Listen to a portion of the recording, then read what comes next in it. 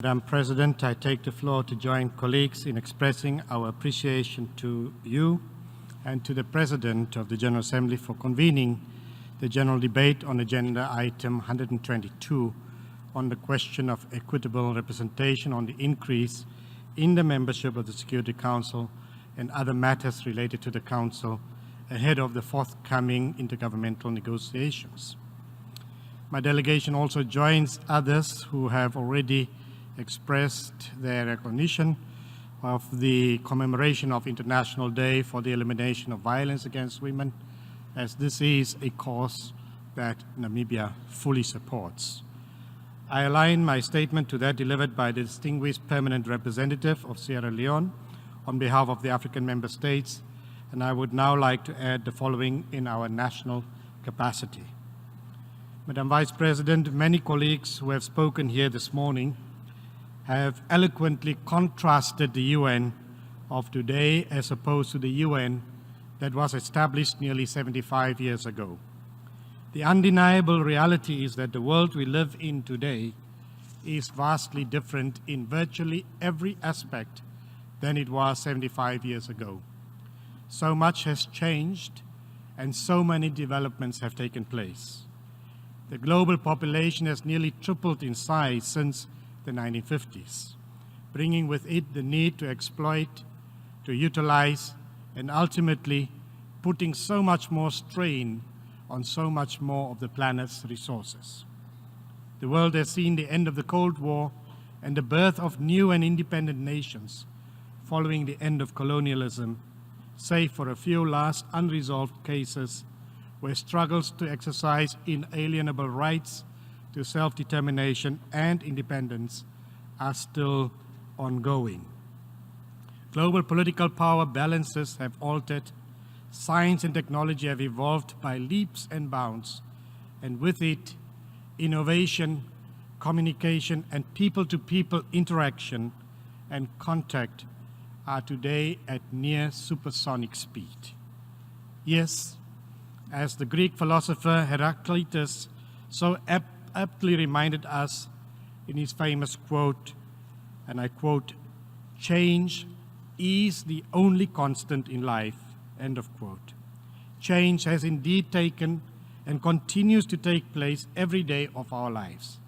And over all this time, and despite all these developments, the unavoidable change that is required to bring the UN Security Council of yesteryear in step with modern-day realities and demands have remained elusive. Madam President, for us to realize this long overdue objective, we need determination and commitment on the part of each and every member of this Assembly of Nations to act in the collective interest of us all. We have witnessed winds of change in our lifetime, and we know that aspirations of people cannot be suppressed indefinitely. That is how and why youth movements, together with the use and impact of social media, have become such powerful agents of change. Let us not contribute nor give credence to the image and impression out there that we are all talk and no action. Or as some young people say, no action, talk only. Because we have been talking now for more than 40 years about the need to reform the Security Council, and yet we have little to show for it, for all the talking we have been doing so far. In his statement before the General Assembly 3 months ago today, here in this very hall, the President of Namibia stated that next year, the 75th anniversary of the United Nations will present an opportunity to conclude the reform of the United Nations Security Council. In order to reposition the Security Council to effectively address the new and emerging challenges of international peace and security, we need to conclude the intergovernmental negotiation process. In this respect, Namibia reiterates the African common position on Security Council reform as articulated in Ezulwini Consensus and the Sirte Declaration, and Namibia extends appreciation to those member states that have embraced the African common position. Namibia continues to call for greater African representation in a reformed Security Council as espoused by the Common African Position, which continues to enjoy wider support from the majority of the UN member states. As we have repeatedly stated, the support for Africa should be based on the Esselwini Consensus and the Sirte Declaration as adopted by the African Union. This position calls for not less than 2 permanent seats with all the prerogatives and privileges of permanent membership, including the right of veto, 5 non-permanent seats. In that regard, even though Africa is opposed in principle to the veto, it is of the view that so long as it exists and as a matter of common justice, it should be made available to all permanent members of the Security Council. In this regard, my delegation welcomes with great delight and appreciation the unequivocal support for the Common African Position contained in the Esselwini Consensus and Sirte Declaration, put on record by the distinguished permanent representative of the Federal Republic of Germany on behalf of the Group of 4, by the distinguished permanent representative of St. Vincent and the Grenadines on behalf of the L69 group of 42 countries this morning. We also welcome the recent NAM summit adoption and support in Azerbaijan for the Common African Position on behalf of the non-aligned movement with 125 members and 25 observer countries respectively. Namibia also welcomes the summit decision of the 15-member CARICOM heads of state to support the Common African Position as reflected in the Esselwini Consensus and the Sirte Declaration.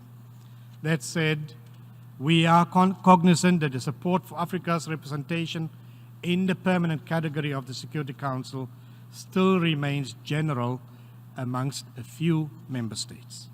We believe that the 75th anniversary of the United Nations next year would be a golden opportunity for all of us to reflect and take concrete steps to ensure a reformed United Nations Security Council reflective of the realities of the 21st century. We therefore hope to see considerable progress through the IGN process in 2020. I further call on all of us to redouble our efforts to work to ensure meaningful progress and deliver tangible results that will be to the benefit of all.